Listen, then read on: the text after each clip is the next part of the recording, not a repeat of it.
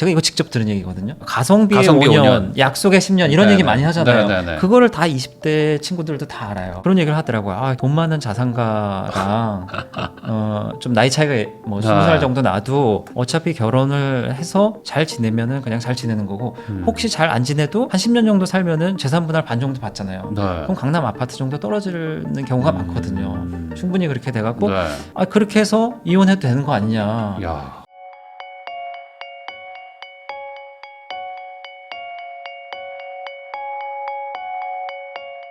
안녕하세요. 부인남TV의 부인남입니다. 저희 채널이 이제 항상 그 결혼에 대해서 좀 긍정적으로 얘기도 하는데 항상 이 결혼이라는 게 또 좋은 면이 있다 보면 또 반대로 나쁜 부분도 있지 않겠습니까? 항상 뭐 이혼 얘기도 있고 재산 분할 얘기도 있는데 그래서 모셨습니다. 김태형 변호사님 모시고 최근 우리 주변에서 벌어지고 있는 뭐 다양한 또 결혼 관련된 또 이혼 얘기 한번 나눠보도록 하겠습니다. 변호사님 안녕하세요. 네, 안녕하세요. 김태형 변호사입니다. 네. 네. 이 변호사님이 되게 그 특이한 예. 어찌 보면 이 변호사계에서 정말 없는 예. 그런 경력을 가지고 있는 케이스라고 해서 제가 모셨거든요. 아, 예. 이- 그 이혼 전문 변호사라고 하면 보통 여성 변호사분들이 많으시잖아요. 아, 네. 예, 저는 뭐 남성이라는 특이점도 있고 네. 또 제가 그 법원에서 17년 정도 근무하다가 작년에 이제 개업을 했습니다. 네, 네. 예. 그러면 이제 판사 때 얘기를 좀 한번 여쭤보면은 네. 뭐 다양한 케이스들이 있었을 것 네. 같은데 그래도 좀 금액이 큰 것들도 좀 해보셨을 것 같긴 해요. 그렇죠. 이혼 소송이나 이런 것들. 뭐 적게는 몇십억에서 몇백억, 몇천억대 뭐 상속 재산 분할 그리고 재산 분할 사건도 처리를 해봤고요. 그런 경우에 보다 보면은 재산 분할 예전에 그 최태원 씨, 노소영 씨 사건 크게 회자가 되지 않았습니까? 네, 네. 나중에 항소심에서 재산 분할이 크게 돼서 뭐 이슈가 크게 됐지만 1심에서는 그 주식 부분에 대해서 재산 분할 대상이 되지 않아 갖고 재산 분할이 굉장히 적었잖아요. 네. 근데 제가 봤을 때 제가 했던 그 많은 중견기업 회장님들 사건이나 고액 자산가들, 건물주들 사건에서는 거의 10년, 20년, 30년 이렇게 오랫동안 산 사람들은 거의 50%에 육박한 재산 분할을 해주는 게 법원 실무예요. 그래요? 예. 네. 그게 특유 재산이라고 하더라도 계속 결혼 생활 동안 가사에 기여를 했고 그 특유재산 유지에 노력을 했다면 최소한 뭐 40~50% 정도는 다 되거든요. 그래서 고액 자산가 뭐 수백억 가진 분들이 200억, 네. 300억씩 이렇게 재산 분할로 나눠주는 경우를 굉장히 많이 봤습니다. 아, 그래요? 네. 아니 근데 네. 300억이라고 칠게요. 네, 예를 네. 들어 네. 그럼 300억의 가정주부로서 역할을 했으니까 150억을 준다. 네. 그럼 뭔가 금액과 네. 이 업무의 어떤 뭐 중요도 물론 이게 중요하지만 150억의 가치가 있는 건가? 이렇게 인정을 한다는 게 좀 이해가 안 될 수도 있을 것 그렇죠. 같아요. 그게 만약에 혼인 기간 중에 특유 재산이 부모로부터 상속받거나 네. 아예 결혼 전에 번 결혼 거. 전에 번 거라면은 결혼 전에 완전히 특유 재산이라면은 그 정도까지는 안 될 수가 있거든요. 네. 그거보다 좀 작아도 그래도 뭐 10%, 20% 이 정도는 아니고 그거보다 훨씬 많습니다. 그런데 처음부터 뭐 부모한테 재산을 받는 게 아니라 자수성가한 분들이 있어요. 네. 그리고 그 초기에서부터 배우자가 계속 이제 가정에 헌신하고 아이들 키우면서 기여를 했다면은 그 부분은 금액이 커져도 거의 50%에 육박하는 게 법원 실무였습니다. 그러니까 결국에는 이 아내가 내조나 이런 걸 잘하지 않았다면 사업이나 이런 게 이만큼까지 성공할 수 있겠느냐 네. 이렇게 인정한다는 네. 거죠. 근데 그 고액 자산가분들이 항상 얘기하는 게 반대로 얘기를 해요. 네. 그 내 부인 때문에 더 성공할 수 있었는데 옆에서 계속 뭐 의부증에다가 뭐 과소비에다가 뭐 애들한테 교육도 제대로 안 하고 그래서 자기는 오히려 더 큰 부자가 될 수 있었는데 네. 이 부인 때문에 내가 돈을 많이 못 벌었다. 그러니까 기여도는 0이거나 아니면 10% 정도만 인정해야 된다. 그렇게 주장하는 경우가 많더라고요. 그렇지만 실무에서는 좀 어렵다. 실무에서는 좀 어렵습니다. 그게 뭐 증거를 통해서 맨날 집에서 그 부인이 뭐 술 마시거나 뭐 딴 남자 만나거나 아니면 가정에 소홀했다는 그런 명확한 증거가 있으면은 네. 당연히 기여도에서 반영이 돼야 되겠죠. 근데 네. 그런 증거를 모으지 못하는 경우가 있어요. 그래서 제가 생각난 말씀인데 이게 요즘엔 제가 변호사로 나와 보니까 그런 고액 자산가들이 재산 분할에서 좀 유리한 위치를 점하려고 이혼을 준비하시는 분들이 되게 많아요. 네. 이혼을 그러니까 저한테 이혼 소송 상담을 하러 온 게 아니라 네. 앞으로 내가 한 5년 뒤에 이혼을 하려고 하는데 네. 어떻게 준비하면 좋냐. 네. 그래서 저한테 상담을 하는데 이게 법원에서 증거 조사를 할 때 어떤 사람이 이혼을 하는데 그 사람의 계좌를 법원에서 보통 어느 정도까지 볼까요? 이혼 소송을 만약에 오늘 한다. 그럼 과거 한 몇 년치 정도를 아니 근데 뭐 과거 결혼 할 때부터 다 보는 거 아니에요? 아닙니다. 아니요. 네. 왜냐하면은 그거 뭐 이혼을 그렇게 결혼하면서 이혼을 준비하는 사람이 없거든요. 아, 그렇긴 하죠. 예, 네. 법원 실무가 어떻게 되냐면은 부동산이나 이런 거는 그 혼인 시작할 때부터 예전에 과거 걸 쭉 다 뽑아봐요. 네. 근데 금융 계좌 같은 경우에는 그 너무 막 10년치 전에 결혼 초기서부터 다 떼면 너무 복잡하기 때문에 이혼 소송 제기하기 역산해서 3년. 아, 3년 전까지. 3년 전까지 해서 3년 전 계좌를 뽑아봤는데 그 이혼하려는 사람 계좌에서 뭐 한 5억 정도가 빠져나왔어요. 네. 근데 거기에 대해서 그 5억을 어디다 썼냐 그랬는데 그 5억을 사실은 뭐 부모님한테 줬다든지 아니면 뭐 학자금으로 썼다든지 명확한 소명 사유가 있으면은 정당한 소비로 봐서 그냥 재산 분할에 포함시키지 않겠지만 역산해서 그 3년 사이에 뭐 몇 억이나 몇 천만 원이 이렇게 나갔는데 그 용처를 밝히지 못하면 그거는 재산 분할에 있는 걸로 간주를 합니다. 간주하고. 그러니까 몰래 이혼 소송 제기하기 전에 몇 달 전에 내가 뭐 재산 분할 안 받으려고 돈을 빼봤자 소용이 없어요. 아. 예. 근데 지금 고액 자산가 분들은 워낙 이 기여도 50% 되면서 막 몇백억을 빼줄 수 있었기 때문에 당장 내가 지금 이혼을 하고 싶어도 그렇게 안 하고 네. 한 플랜을 길게 잡아요. 3년은 최소한 잡고 5년, 10년 잡아서 내가 이혼을 하려고 하는데 이 돈을 지금 예를 들면 5년 전에 빼돌리는 거예요. 네. 그러면 사실 그 5년 뒤에 다시 소송을 하면은 5년 전에 빼돌리고 5년 뒤에 소송을 하면은 법원에서 원칙적으로 5년 전에 돈 빼돌린 건 모르잖아요. 네. 그러니까 남아있는 현재의 재산만 분할을 해주는 게 원칙이기 때문에 과거에 빼돌린 건 모르거든요. 그래서 그런 걸 상담하시는 분들이 많고 뭐 그거를 이제 미리 빼돌렸다는 거를 이제 그 상대방이 알면은 네. 법원에다가 재판장님 5년 전에 이 사람이 미리 준비해서 이렇게 했습니다. 그렇게 설득을 할 수 있지만 그것도 알기가 쉽지 않거든요. 그렇죠. 5년 네. 전인데. 보통 5년 전부터 이혼을 준비하는 사람은 별로 없잖아요. 너무 힘들잖아요. 없겠죠. 예, 네. 예, 예. 아, 그럼에도 불구하고 그러면 이제 역발상으로 미리 준비해서 5년 뒤쯤 이혼하겠다고 하는 분들도 지금 상담을 많이 한다. 상담 정말 많이 하고요. 요즘에 제가 최신 이혼 소송 트렌드랄까? 불륜 이런 게 워낙 많은데 네. 그 예전에는 불륜으로 오게 되면은 변호사님 이제 당장 이 사람 부정행위를 해서 이혼 소송하고 상간 소송도 할 거예요. 이렇게 하는 경우가 많은데 지금은 딱 와서 변호사님 확실하게 이 사람을 골로 보내려면 어떻게 됩니까? 네. 그러면서 증거 수집은 어떻게 되고 어느 정도 준비를 거쳐서 이혼 소송을 해야지 위자료를 많이 받을 수 있습니까? 그러는 거예요. 네. 그래서 제가 그랬어요. 아니 그 선생님 이게 만약에 부정행위를 한 번 해서 그거가 발각이 돼서 이혼 소송을 하면 위자료를 얼마 정도 받는데 뭐 그걸 참고서 1년 2년 동안 부정행위한 걸 더 증거로 모아서 낸다고 하더라도 위자료가 그렇게 대폭 상승하진 않아요. 근데 그거 몇 천만 원 더 받겠다고 1년, 네. 2년을 고통스럽게 참는다. 사시는 게 그게 맞습니까? 그래서 그거에 대해서는 제가 좀 비효율적인 방법이라고 얘기하고 아까 말씀드리는 어떤 재산 분할에 있어서 그렇게 체계적으로 미리 선제적으로 준비해서 하는 거에는 도움을 드릴 수 있다고 말씀드리죠. 네. 네. 그러면 보통 이제 재산이 많은 분 입장에서는 네. 바로 이혼하는 거는 리스크가 있다. 좀 최소한 3에서 5년 있다가 미리 대비해서 좀 이혼을 해야 된다. 그렇죠. 재산이 많은 경우에는 그런 사례가 많다. 그런 사례들이 그거는 이제 있다. 알아서 이제 아. 뭐 준비를 하셔야 되는데 네. 어쨌든 간에 그런 재산 분할 고액 자산가 분들이 과거에 자기가 수백억 일궈놓은 재산을 재산 분할로 반 정도 이렇게 떼가는 경우가 많아서 그 갑자기 이제 생각이 났는데 그래서 그런지 그 요즘에 그 젊은 친구들을 만나면요 네. MZ 세대 특히 20대 친구들을 만나면은 제가 이거 직접 들은 얘기거든요. 가성비의 가성비 5년, 5년. 약속의 10년 이런 네, 얘기 네. 많이 하잖아요. 네, 네, 네. 그거를 다 20대 친구들도 다 알아요. 그러니까 이게 네. 실제 그렇게 된다는 거잖아요. 지금 실제 판례에서도. 그렇게 판례에서도 뭐 5년 정도면 어느 정도 재산 분할 특유 재산도 분할을 야. 해주고 10년이면 거의 5대5에 가까운 게 원칙이긴 해요. 그게 실무인데 그런 걸 다 알고 있으니까 20대 친구들이 나 강남에 집을 사고 싶은데 네. 평생 직장을 다녀봤자 그걸 엄두도 못 내는 거예요. 그렇죠? 요즘에 부동산 가격 얼마나 그렇죠. 비쌉니까? 그래서 그런 얘기를 하더라고요. 돈 많은 자산가랑 좀 나이 차이가 뭐 20살 정도 나도 어차피 결혼을 해서 잘 지내면은 그냥 잘 지내는 거고 혹시 잘 안 지내도 한 10년 정도 살면은 재산 분할 반 정도 받잖아요. 네. 그럼 강남 아파트 정도 떨어지는 경우가 많거든요. 충분히 그렇게 돼갖고 네. 그렇게 해서 이혼해도 되는 거 아니냐. 야. 그만큼 이렇게 혼인이나 이혼에 대해서 너무 요즘에 쉽게 생각하는 거예요. 근데 이게 네. 반대로 네.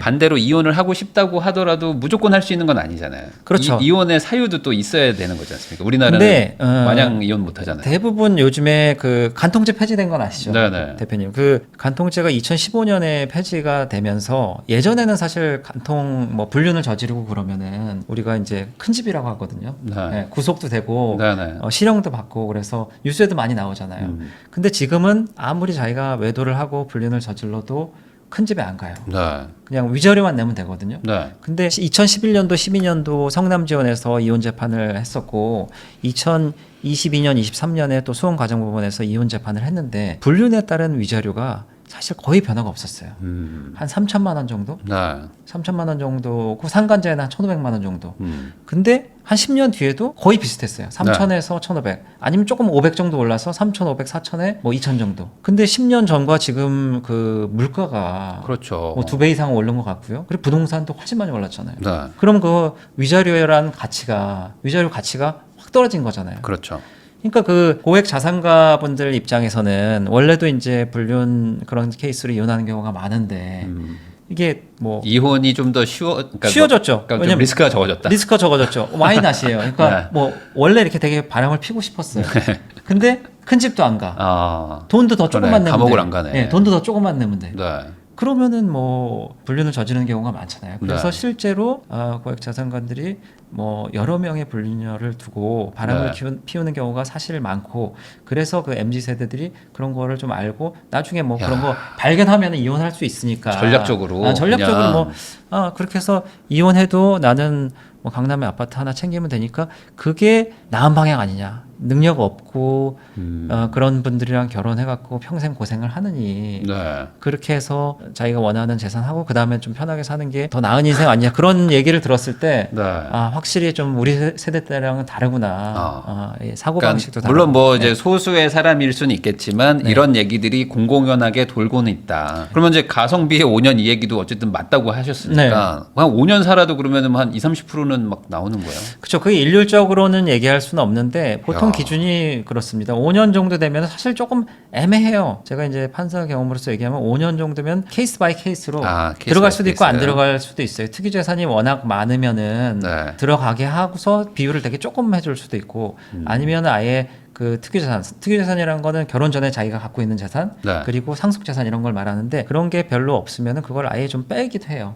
분할대상재산, 공동재산이 많으면은 거기에서 그냥 기여도를 조금 높여주고 5년은 애매하다. 5년 좀 애매한데 그거는 사실 그래서 이게 이 가사 재판이라는 게 조금 재량이 굉장히 많아요.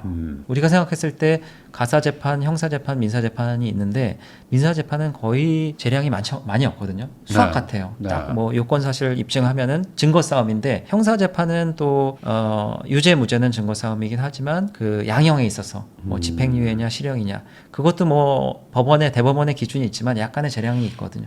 근데 사실 가사 소송에서의 기여도 판단 문제나 네. 또 이혼을 하냐 마냐 그거는 그 판사 개인의 가치관에 따라서 많이 좀 달라지는 것 같아요. 똑같은 케이스를 두고 제가 법원에 근무했을 때 저희도 좀 헷갈리면 옆에 판사님이랑 상의를 하거든요. 네. 근데 어떤 판사님한테 물어보면 야 이거는 진짜 이혼해야 되는 것 같다. 이혼이 답이야 이렇게 얘기하고 또 어떤 판사님한테 상의를 해보면은 이거는 이혼시키면 안 될 것 같은데 유책성이 좀 부족한데 네. 이런 식으로 의견이 달라요. 재산 분할에 있어서도 마찬가지예요. 5대5가 있을 수도 있고 45대 55가 있을 수도 그럴 있고 수도 있죠. 46에 54가 있을 수도 있고 어떤 재판부는 막 1%까지 막 다 미세하게 그거를 조정을 하거든요. 근데 그거가 작은 것 같아도 금액이 막 몇백억 몇천억 되면은 그 1%가 엄청 커요. 네. 예. 근데 그거는 재판부마다 약간의 가치관에 따라서 굉장히 좀 스펙트럼이 다양합니다. 근데 이제 아까 말씀하신 것처럼 강남 아파트를 얻을 목적으로 고액의 자산가와 결혼을 해서 한 10년 살고 나와야겠다라고 생각한다는 거. 그러니까 이게 생각보다 그런 사람들이 있다는 것 자체가 좀 충격이긴 씁쓸하죠. 합니다. 네. 근데 실제로 제가 이혼 상담하면서 그런 경우를 많이 봤어요. 그래서 아까 말씀드렸듯이 훨씬 이혼 전부터 이혼 재판, 재산 분할에 대해서 준비하는 분이 계시고 이런 문제를 대비하기 위해서 특히 이제 재혼을 하시는 자산가 중에 좀 연세가 있으신 분들은 네. 혼전계약서 상담을 꼭 합니다. 근데 우리나라 혼전계약서 안 된다고 제가 들었는데. 그게 이제 일반적으로 잘 모르시는 분들이 그냥 그렇게 얘기를 하시는 건데 왜 그런 얘기가 나왔냐면 대법원에 판례가 있어요. 네. 재산분할 청구권에 관해서 그것을 미리 포기하는 약정은 효력이 없다. 근데 혼전계약서라는 게 대부분 다 재산분할에 대한 게 그렇죠. 주긴 하지만 사실 혼전계약서는 말 그대로 그 범위에 제한이 없어요. 재산분할에 대해서만 서로 얘기할 건 아니에요. 바람을 피지 않기로 한다. 안기로 한다. 그리고 뭐 양육은 어떻게 가사분담은 양육 뭐 가사분담은 어떻게 한다. 그리고 뭐 생활비 관리는 어떻게 한다. 뭐 이렇게 다양하게 설계를 할 수가 있거든요. 그 중에 재산분할에 관한 것을 미리 정하는 것은 재산분할 청구권은 이혼할 때 생기는 권리인데 그걸 생기기도 전에 미리 포기한다는 게 안 되는 그 대법원 결정 때문에 그렇게 생각을 많이들 하시는데 계약이란 건 원칙적으로 유효해요. 네. 두 사람이 부부가 계약을 체결하는 걸 그게 무슨 무효 사유 뭐 사회질서에 반한다든지 뭐 누가 때려서 한다든지 뭐 속여서 합의한 한다든지 거니까. 합의한 거니까 네. 원칙적으로 유효인데 그 재산 분할에 관해서만 효력을 부정해서 그게 큰 의미가 없다는 것이 혼전계약서는 원칙적으로 유효한 게 맞고 그 약속이니까 지켜야 되는 게 맞고 네. 그리고 재산 분할에 관한 것도 대법원 판례가 일단 그렇게 결정은 했지만 실제 실무에서는 혼전계약서를 작성했어요. 이 재산은 다 원칙적으로 내 거고 나중에 이혼할 때도 돌려주지 않는다. 네. 그러면은 그러니까 아예 재산 분할을 못한다. 그렇게까지는 못하더라도 그런 약정이 있는 부분이 기여도에서 어느 정도 참작이 돼요. 반영이 좀 되는. 반영이 돼요. 예. 네. 실무적으로는 반영이 되기 때문에 저는 무조건 혼전계약서를 작성을 하라고 합니다. 네. 그 부부간에 어떻게 보면 좀 혼전계약서 못 믿어서 하는 것 같잖아요. 근데 제가 보기엔 더 자신 있고 네. 어떻게 보면 상대방을 신뢰하고 믿기 때문에 해주는 면도 있는 거예요. 그러니까 예를 들어 뭐 한 1,000억 부자가 있어요. 근데 이분이 결혼을 하려고 그래. 그러면은 이제 혼전 계약서를 안 쓰면 10년 살면 500억을 줄 확률도 높아진다는 거예요. 그렇죠. 예. 그러니까 이거는 재산의 규모랑 상관이 없는 개념인가요? 뭐 1조 부자도 5천억을 주나요? 어느 정도 좀 고려하나요? 재산이 커지면 커질수록 그 기여도가 조금 낮아질 수는 있습니다. 야. 왜냐하면 분할 개념이라는 게 부양적 요소도 있기 때문에 네. 사람이 막 5천억씩 그렇게 필요하진 않잖아요. 네. 그래서 조금 낮아질 수는 있는데 그게 어느 정도 규모에 따라서 50%를 원칙으로 하다가 그 퍼센티지가 내려가는지 그건 좀 연구가 필요한 것 같아요. 이것도 어느 정도 그냥 재량이 좀 많은 거예요. 재량으로. 그래서 지금 학계나 실무에서는 이 재산 분할에 관해서 네. 너무 기준이 없다. 너무 또 재판마다 다르다. 그래서 요거를 조금 더 자세한 기준을 만들어 놓자는 그런 요구들이 많습니다. 네. 실제로 형사재판에서 뭐 징역 5년 이상 이렇게 돼 있지만 징역 5년에서 뭐 25년 사이에 그걸 마음대로 정하는 건 아니거든요. 대법원에서 매년 양형 기준표라는 걸 만들어서 법원 내부 그 형사재판부에 대외비로 뿌려요. 네. 그런 것처럼 어느 정도 다 기준이 있는데 이 재산 분할에 대해서는 재산 분할 기여도에 따라서 뭐 혼인 기간이든지 여러 가지 요소를 고려하는 원칙만 있지 구체적으로 어떻게 되는지는 다 개별 재판부에 맡겨져 있기 때문에 거기에 대해서 좀 불만이 있는 뭐 변호사들이나 학계나 당사자분들이 좀 있어서 이거는 뭐 향후에는 조금 더 정리가 될 것 같습니다. 네. 근데 지금은 굉장히 혼란스러워요. 지금은 그냥 어쨌든 말씀하신 가성비의 5년 약속의 10년이 작동을 하고 있다. 네, 작동을 하고 이제 있다. 그런 업무를 많이 해본 저 같은 변호사를 선임하면 좀 더 유리하겠죠. 그러면은 반대로 네. 아까 말씀하신 것처럼 이게 아무래도 이제 이혼할 때 되면 다 재산 얘기를 많이 하잖아요. 뭐 네. 이미 뭐 불륜한 건 뭐 어쩔 수 없고 네. 그래서 돈이라도 많이 줘 막 이러고 난 못 줘 뭐 이러고 있을 텐데 그 어떤 비중을 뭐 이렇게 따지고 할 때 아까 말씀하신 것처럼 이제 뭐 3년 전에 뭐 돈이 나갔다 이런 네. 것들은 이제 모른다고 하셨잖아요. 부동산은 어쩔 수 없는 거고. 네. 그러면 이제 금융자산을 이렇게 빼서 네. 뭐 소위 말하는 뭐 잘은 모르겠지만 네. 뭐 코인을 샀다든지 네. 이런 식으로 가면 추정은 할 수 있지만 뭐 소위 말하면 압수수색하고 막 해서 막 밝혀내고 이런 거는 어려운 건가요? 사실 만약에 그게 3년 이내에 네. 그 돈을 빼갖고 뭐 코인을 사고 그러면은 그거는 다 조회를 할 수 있어요. 3년 전에 3년 전 거, 아주 3년 전 전 거는 장기 사실은 프로젝트란 거예요, 이 사람. 장기 프로젝트라면은 그거는 사실 밝히기가 좀 어렵죠. 어려워요. 예, 아니 예. 근데 예를 들어 100억 자산가요. 예. 근데 알고 봤더니 하나도 없는 거야. 뭐 예. 집 하나 빼고 하나도 없어요. 그렇게 극단적인 경우에는 법원도 다 이상하게 볼 거 이상하게 아니에요. 보죠. 예, 그래서 뭐 5년 전 거 좀 보고 5년 전 거에서 안 나오면 또 한 7년 전 거 보고 그렇게 되죠. 그리고 그런 경우 있어요. 실무를 하다 보니까 이런 경우가 있어요. 그러니까 금계 같은 거 있잖아요. 아, 그렇죠. 금계나 골드바. 해외 계좌 네네네. 이런 거는 예를 들면 여성 배우자가 우리 남편이 이제 골드바 되게 많았었다. 네. 그리고 해외 뭐 미국 체이스은행에 얼마 정도 있었다. 음. 그렇게 주장을 하면은 법원에서 그런 재산이 있는지 없는지 알 수가 없잖아요. 그렇죠. 남편은 없다 그러잖아요. 네, 입증을 없죠. 해야 되잖아요. 네. 근데 주장만 있는 거예요. 입증 어떻게 하냐고. 그 금괴가 있고 어느 은행에 뭐 맞아요. 자기 금고 있잖아요. 네. 그런 거에 들어가 있다고 하면서 거기 뭐 그 검증 신청도 하고 막 그러는데 네. 그런 경우에 사실은 뭔가 소명 자료가 없으면 법원이 잘 안 움직여요. 안 움직이는구나. 금괴가 있다고 해도 이쪽은 없다고 하는데 그럼 네. 뭐 이거를 뭐 우리가 어떻게 밝힐 수가 없잖아요. 그 금괴 뭐 금액이 꽤 될 거 아니에요. 많으면 네. 몇 억이나 몇십억이 될 수도 있는데 그런 거를 잊게 하려면은 미리 이건 여성의 입장에서 만약에 남성이 네. 고색 자산가라면은 여성의 입장에서 뭐 이혼을 준비하고 있다면 분위기 좋을 때 있을 거 아니에요. 네. 와인 한잔 하거나 아니면 여행 가서 저기 우리 아들이 뭘 한다든지 아니면 내가 여보 뭐 급하게 돈이 필요한데 우리 그때 금괴 사놓은 거 있지. 그거 네. 어디 있다 그랬지? 네. 딱 녹음을 해놓던지 아니면은 그거를 이제 어디 있다라고 한 거 정도만 알아둬서 거기서 사진을 찍어 놓는다든지 그리고 해외 계좌도 사실 인정만 되면은 그게 다 재산분할 대상이 되거든요. 네. 근데 예를 들면 미국의 뭐 뱅크 오브 아메리카나 뭐 체이스은행에 몇만 달러가 있다. 몇십만 달러가 있다. 이렇게 얘기하면은 우리가 그 법원에서 보내요. 그 네. 은행에다 그런 게 있냐. 그러면 잘 안 오는 경우가 많아요. 그러겠죠, 아무래도. 예. 그래서 그거는 재산분할 대상에 포함이 안 되는 경우가 많기 때문에 그런 것도 미리 뭐 계좌 같은 거 이렇게 뭐 통장이나 아니면 잔액 같은 거 인터넷으로 했을 때 딱 찍어 놓기만 하면은 그 다음에는 그런 어떤 사진이나 뭐 아까 금괴 사진 같은 것도 있잖아요. 그런 정황을 법원에다 보여주면은 그 다음에 법원 또 마음이 바뀌어요. 네. 이거는 있는 거니까 네가 소명해라. 가지고 네. 있는 사람이 없다는 걸 소명해라. 그렇게 바뀔 수 있기 때문에 잃어버렸는데요. 네. 그러니까 안 되나요? 그러니까 그런 식으로 하면 안 돼요. 그렇게 좀 얼토당토하는 얘기를 하면은 뭐 안 믿기 하긴 때문에 뭐 금괴 뭐 1억을 잃어버렸다고 하는 말이 되냐. 실제로 잃어버렸을 수도 있죠. 근데 그거는 자기가 이제 사진 찍힌 이상 불리해지는 거예요. 네. 그러니까 이게 다 미세하게 다 입증 싸움이기 때문에 재산 분할을 준비하려면 사실은 좀 여유를 가지고 준비를 하고 또 그렇게 재산 분할을 많이 뺏기지 않으려면은 특히 뭐 재혼을 하는 때 젊은 여성이랑 재혼을 할 때는 혼전 계약서라도.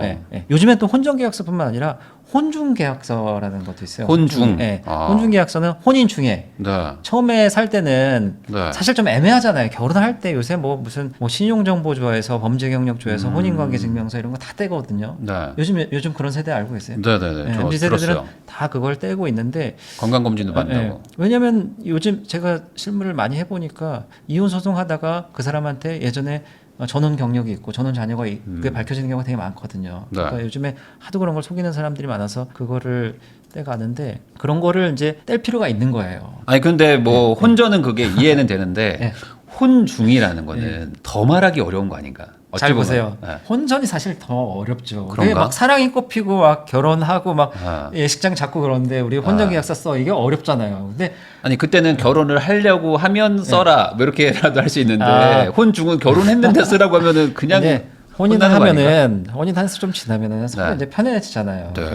뭐 안 쓸 수도 있겠죠. 근데 이제 처음에 했던 그런 순수한 마음이랑 이 사람이 되게 순수하고 괜찮은 사람인 줄 알았는데 알고 보니까 뭐 육아도 제대로 안 하고 남편도 뭐 괜찮은 사람인 줄 알았는데 별로일 수 있죠. 별로이고 뭐 능력도 없고 이런 경우에 이제 좀 상대방에 대한 어떤 시각이 바뀐 거예요. 네. 그럴 때는 이제 요구하는데 그걸 안 써줄 수는 있어요. 네, 안 써줄 수 있는 문제는 있는데 만약에 써준다는 전제 하에서는 그게 필요할 수 있다는 거죠. 뭐 이럴 수는 있겠네요. 뭐 굳이 뭐 얘기한다면은 너 이거 안 쓰면 나 너랑 뭐 이제 이혼하려고 막 할 거야. 막 이렇게 막 하면서 막 이렇게 할 수는 있겠네. 그렇죠. 이혼을 하기 싫으니까 이걸 써라. 자신 있으면 들어와 이거죠. 나도 쓸 테니까 서로 우리 이렇게 하자. 그러고 쓰면서 뭐 다른 것도 많이 써도 돼요. 육아에 대해서나 뭐 생활비 같은 거. 네. 생활비 뭐 엑셀표로 이렇게 쫙 작성하는 분들도 계시더라고요. 그러면 저 궁금한 게 혼중 계약서에서 재산 분할에 대한 내용은 그러면 이거는 효력이 있는 겁니까? 그것도 마찬가지예요. 그것도 효력이 똑같아요. 혼전 계약 효력이 없다는 건 아니고요. 대법원 아까 얘기했듯이, 판례는 똑같다. 대법원 판례가 적용되는 그 지점은 똑같아요. 재산 분할 청구권을 미리 협의하거나 미리 포기하는 거. 재산 분할 청구권은 이혼할 때쯤 발생하는 거거든요. 그때 협의를 하거나 정해야지 그거를 한참 전에 정하는 거는 좀 문제가 있다. 근데 그 사고방식 자체가 예전에 약간 좀 강압적으로 네. 그 또 여성의 지위가 약했을 때 옛날에는 그랬죠. 그런 시대의 어떤 판례라고 저는 보거든요. 네. 그래서 이것도 장기적으로 보면은 이게 혼인제도라는 게 예전이랑 좀 느낌이 달라요. 예전에 우리 좀 유교 사상에 따라서 혼인이란 거는 백년해로하고 뭐 검은 머리가 파뿌리 돼도 네. 그런 느낌이고 뭔가 계약이라기보단 제도로서의 가치가 중요하고 헌법상 굉장히 보호되는 특별한 가치이자 제도였거든요. 근데 지금은 제가 보기에는 제 개인적인 견해일 수 있는데 계약에 좀 가까운 것 같아요. 어떻게 보면 파트너십. 우리가 서로 이해관계가 맞아서 함께하고 아이도 키우고 그런 계약이고 그렇기 때문에 결국에 나중에는 파탄주의로 갈 가능성이 되게 클 것 같아요. 네. 그게 간통제도 지금 폐지됐고 개인의 자유, 프라이버시, 자기 결정권 이런 게 점점 강조되는 사회거든요. 그렇기 때문에 혼인 계약도 이제 계약의 성격으로 강해지기 때문에 계약의 성격이 강해지기 때문에 나중에는 결국 파탄주의로 갈 것이고 또 그와 동시에 어떤 이런 혼전 계약서에 관한 부분, 재산 분할에 관한 부분 이것도 사실 미국처럼 다른 나라의 예를 보면은 그거의 효력을 인정을 좀 인정하는 그 판례만 변경하면 되거든요. 네. 예, 그렇게 되면은 어떻게 보면 진짜 계약 같은 동업 계약이죠. 뭐 사실 결혼이라는 맞아요. 게 시작할 때 너 재산 어떻게 하고 뭐 생활은 어떻게 하고 왜 동업할 때도 각자의 역할 다 분담하지 않습니까? 그렇게 해서 파트너십으로 하고 끝날 때 한쪽에서 동업 계약 해지하면 끝나는 거거든요. 네. 여기도 이제 그렇게 되는 거죠. 이게 어찌 보면 약간 동양인의 사상에서는 좀 정이 없게 느껴지고 좀 너무 그런 거 아니냐라는 생각도 들지만 또 반대로 생각하면은 또 억울한 걸 서로 좀 줄이자라는 그쵸. 뭐 개념이니까. 미국에서 보면은 제가 미국에 잠깐 살 때 임대차 계약서 보면은 진짜 수백 페이지예요. 계약서가 엄청 자세하거든요. 근데 그게 있기 때문에 소송이 별로 안 일어나요. 왜냐면 그 각 분쟁 발생 가능성에 대해서 다 예측되는 어떤 계약이 있기 때문에 네. 분쟁이 적어지는 거예요. 혼인 계약에 있어서도 이게 좀 복잡하긴 하지만 좀 세밀하면 세밀하게 정해 놓을수록 딴짓을 하기가 좀 어렵죠. 이거 약속을 한 건데. 네. 네, 그런 면에서 좀 의미 있는 것 같고 또 저희 그 법조인 사이에서는 그 채권의 소멸치료 제도라는 게 있거든요. 네. 어느 정도 채권이 10년 동안 안 쓰면은 그 권리는 없어져요. 돈 빌려줘서 뭐 대여금 채권이 네. 있어도 민사적으로 10년 동안 권리를 주장하지 않으면 끝나는 그런 제도에서 착안해 갖고 혼인도 이제 뭐 한 20년 지나면은 네. 조론제도 그러니까 혼인 갱신제도 뭐 이런 걸 도입하자는 얘기가 있어요. 네. 네. 어. 그러니까 불편하게 이혼 청구하는 게 아니라 20년 지나서 20년 한번 지나서 애들 다 크고 그러면은 합의 안 하면 그냥 합의 안 헤어지고. 하면은 그냥 이렇게 딱 종료되는 그러면 굉장히 더 긴장하지 않을까 좀 노력하지 않고 예, 그런 얘기도 하는 사람들이 있어서 이게 어떻게 보면은 제 생각만을 말하는 게 아니라 주변에 이렇게 MZ 세대들 젊은 친구들이나 또 제 세대 때 사람들도 마찬가지 이게 많이 바뀌었어요 생각이.